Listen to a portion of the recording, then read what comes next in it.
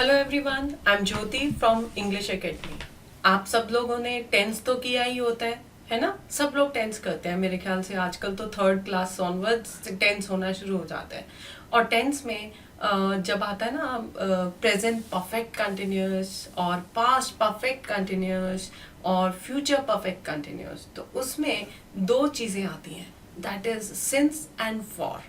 और अगेन उसमें बहुत कंफ्यूजन्स होते हैं कि सिंस कहाँ यूज करना है और फॉर कहाँ यूज करना है ना। एम आई राइट? ये दो हमारे मेजर चैलेंजेस होते हैं जब हम ये वाला टेंस करते हैं।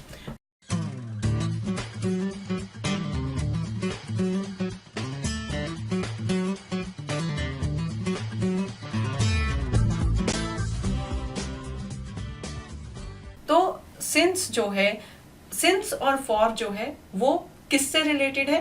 टाइम से रिलेटेड है। ये दोनों वर्ड्स जो है सिंस एंड फॉर, ये दोनों टाइम से रिलेटेड बात करते हैं हमारे साथ। सो आज हम देखते हैं कि सिंस कहाँ यूज करना है और फॉर कहाँ यूज करना है और परफेक्टली यूज करना है, बिना कोई गलती किए यूज करना है। तो देखते हैं सिंस किस पर्पस के लिए है और फॉर किस पर्पस के लिए है। सो सिंस कहाँ यूज करना है और फॉर कहाँ यूज करना है। अब सिंस क्या है? सिंस की बात तब आती है जब हमें बिल्कुल particular specific pin point of time is given, बिल्कुल accurate time is given. At that point of time we use since. ठीक है, next for example, we have been working here since 1972। अब देखिए 1972 एक पर्टिकुलर ईयर है ये 1972, तो इसलिए हमने यहां क्या यूज किया? सिंस यूज किया। अब सेकेंड एग्जाम्पल देखिए, the children have been playing cricket since 4 PM। अब इसने टाइम दिया हुआ है 4 PM, मतलब शाम के 4 बजे। बिल्कुल exact specific accurate time is given, so we have used since here. Next example is, the washerman has been washing the clothes since morning। सुबह से, इसमें भी दिन का जो पर्टिकुलर टाइम है, सुबह दोपहर शाम, सुबह का टाइम दिया हुआ है इसने, तो again we have used since here. Next is, my mother has been teaching in this school since 1972। Again specific year is given, that year is 1972, so we have used since here। Next example is, my cousin has been cooking food since 5 AM।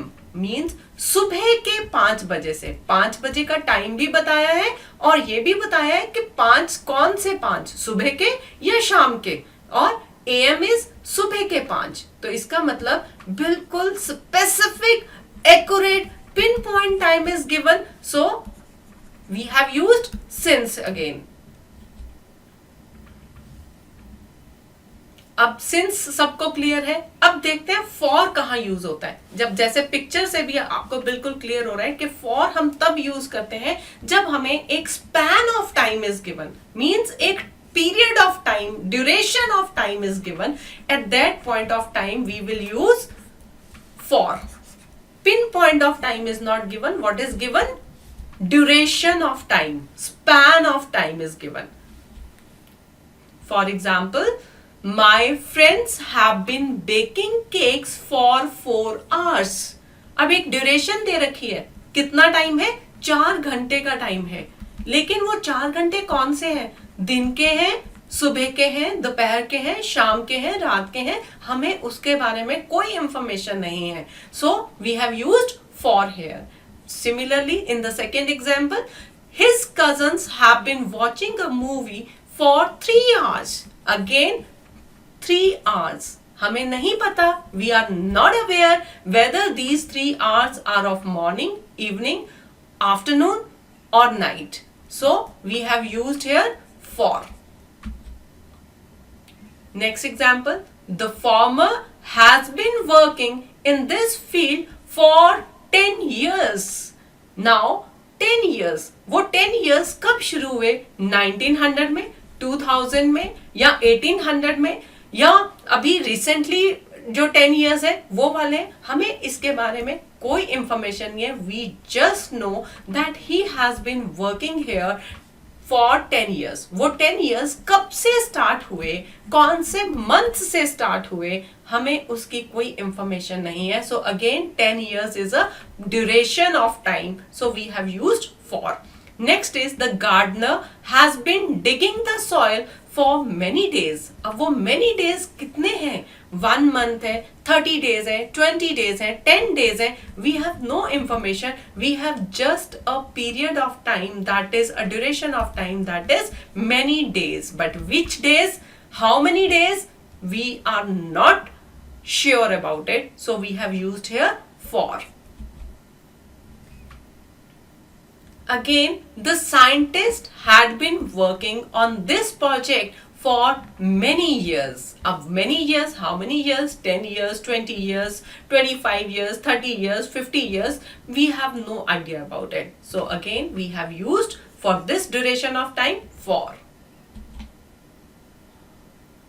Next is, I think now since and for, we have quite a good clarity over this. So let's take a test and check how much we have understood. The contractor has been constructing this building since or for 7 years. Now what is 7 years? Is this accurate time? Is this pinpoint of time? No, it is duration of time. So what it will be here? What will we be using here? For. Very good. Next, Rama has been reading this book since or for 5 a.m. So what is 5 a.m.? 5 a.m. is सुबह के 5 बजे. It means it is a pinpoint of time. Very specific, particular time is given. So what we will be using? Since. Next, the people of this society have been fighting over petty issues since or for many days. Now these many days, is this a particular time? Is this a specific time? I think no.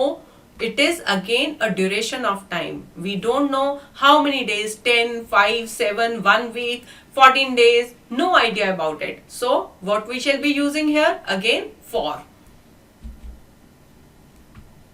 Next example is, I have been watching my grandparents like this since or for my childhood. Now, like this means in this old age, right? So the person is saying that I have been watching my parents. मैं अपने grandparents को इसी condition में देख रहा हूँ since my childhood.